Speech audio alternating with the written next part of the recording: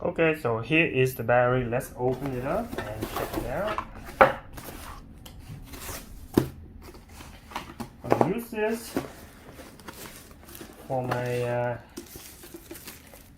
kids remote control vehicle. Here you go. So you get positive and negative here. Okay, you gotta pay attention to this.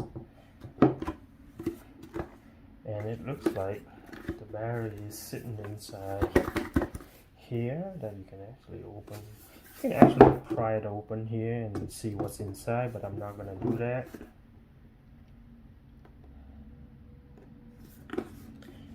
There you go. But first time when you bought this, you would have to charge it all the way up to full before you use it.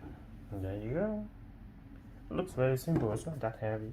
You can feed the wire through here and then screw it down. Either way is fine. It's on both sides.